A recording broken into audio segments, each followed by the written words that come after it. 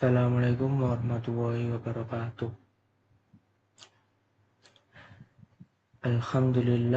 Alhamdulillahilladzi arsala rasulahu bil huda wa dinil haq liyudhhirahu 'ala dini kulli wa kafa billahi shahida wa kafa billahi wakila amma ba'du. Firstly, let's thank to Allah, the Lord of the world, the King of the universe, who has been guided us from the darkness, from messing until blessing, until we can meet together in this room by good condition. Secondly, salawat and salam just to our Prophet Muhammad Sallallahu Alaihi Wasallam, who has guided us from the darkness to the lightness by Islamic religion.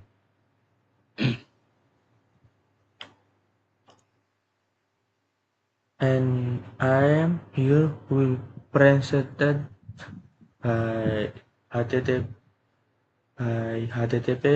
MQTT and GUIB. Before that, I change my language to bahasa.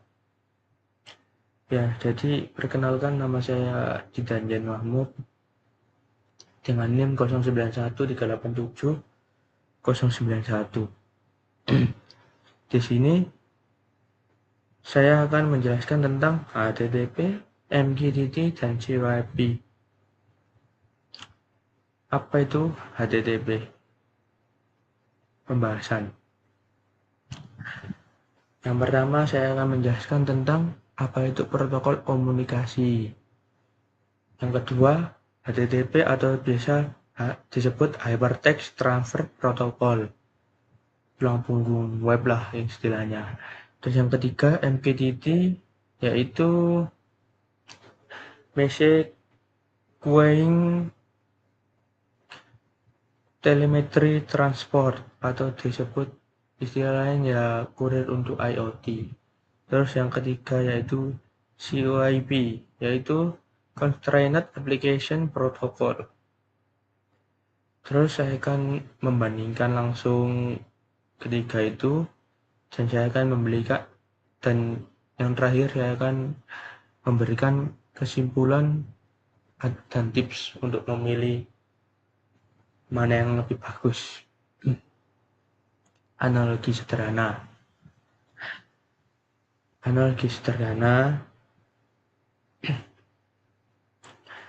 Bagaimana perangkatnya berbicara, yaitu browser ingin ambil website butuh protokol, sensor ingin kirim data butuh protokol.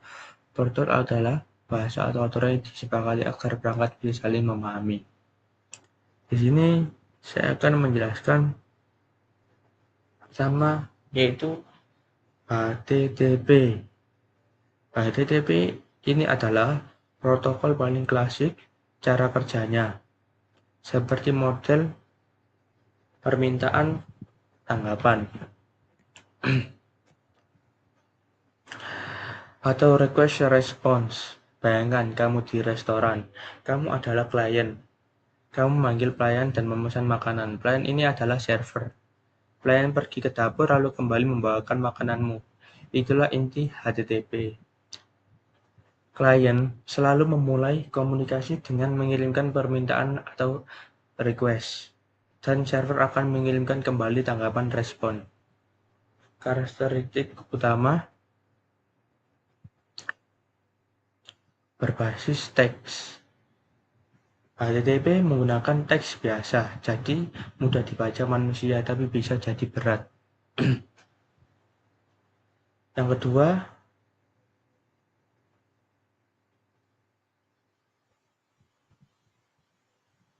model request response. Klien selalu memulai percakapan. Yang ketiga, stateless, yaitu server tidak mengingat siapa kamu setelah satu percakapan selesai. Setiap permintaan dianggap baru. Itu sebabnya kita pakai cookies untuk mengingat login. Dan yang keempat yaitu transportation. Biasa berjalan di atas TCP, Transmission Control Protocol. Contohnya bisa dilihat seperti buka website, ambil foto di Instagram, dan streaming video. Kegunaan kegunaan HTTP paling cocok untuk World Wide Web atau www mengambil halaman HTML, gambar, video, atau pengiriman data. Terus yang kedua, di sini saya akan menjelaskan sedikit tentang MQTT, Message Queuing Telemetry Transport IoT.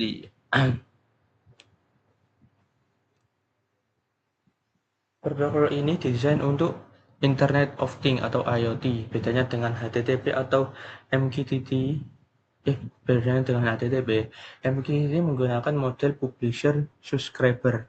Di sini ada 3 faktor utama. Pertama, publisher, misalnya sensor suhu yang mengirim data. Kedua, subscriber, misalnya ponselmu yang ingin menerima data suhu. Ketiga, yang paling penting, broker. Broker ini seperti kantor pos atau papan pengumuman. Publisher tidak perlu tahu siapa subscribernya. Dia cukup mengirimkan data ke broker utama label topik tertentu, misalnya topik, ruang, tamu, suhu. Subscriber kemudian memberi tahu broker, saya ingin berlangganan topik, yaitu ruang. Maka setiap kali ada data baru, broker akan langsung mengirimkannya ke semua subscriber yang tertarik. Karakteristik utama sangat ringan, ada jaminan pengiriman, berjalan di atas TCP. Di sini saya akan menjelaskan tentang apa sih itu. Ada jaminan pengiriman QoS, Quality of Service, menjamin pengiriman pesan dari paling sekali hingga pasti sampai. Paling sekali atau pasti sampai. Kegunaannya sangat cocok untuk kumpulan data sensor, notifikasi, real-time, chat, atau aplikasi mobil yang butuh update langsung tanpa harus terus-terusan nanya ke server. Terus saya akan menjelaskan tentang CYP. Protokol ini spesialis karena dia seperti jembatan antara dunia HTTP dan kebutuhan perangkat terbatas. CYP didesain untuk perangkat yang sangat kecil dan jaringan yang mudah hilang.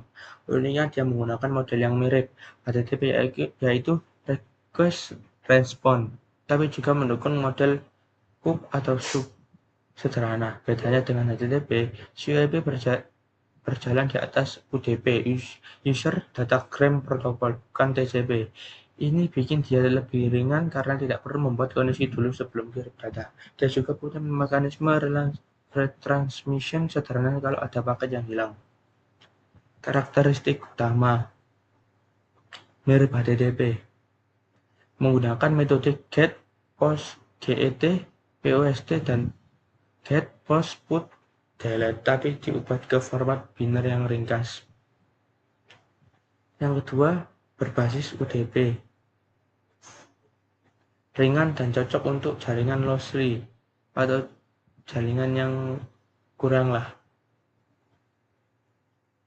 Yang ketiga, dukungan built-in untuk discovery.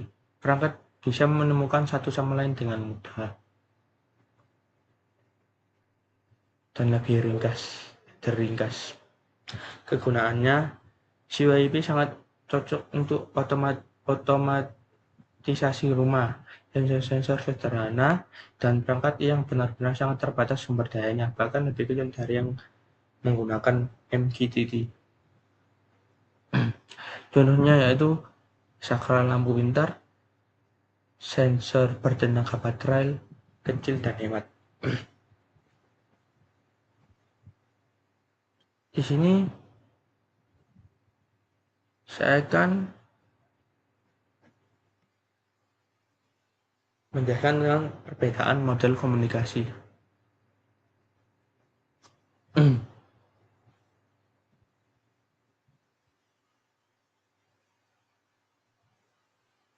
HTTP dari klien ke server.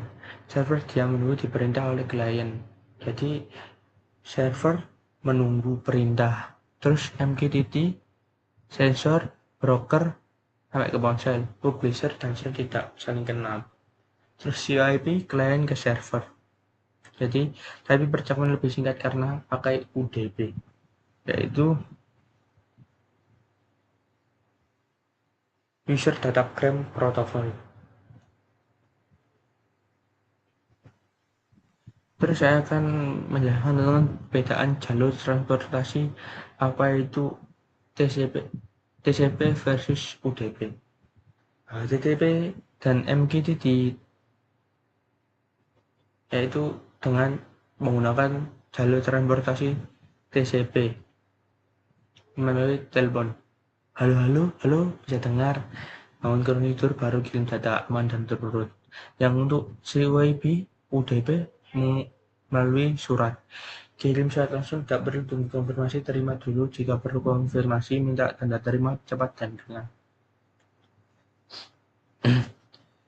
Sampailah kita ke kesimpulan.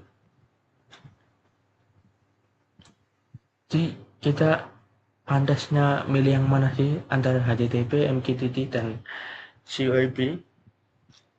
Di sini saya akan menjelaskan pilih HTTP jika kamu sedang membuat website atau REST API.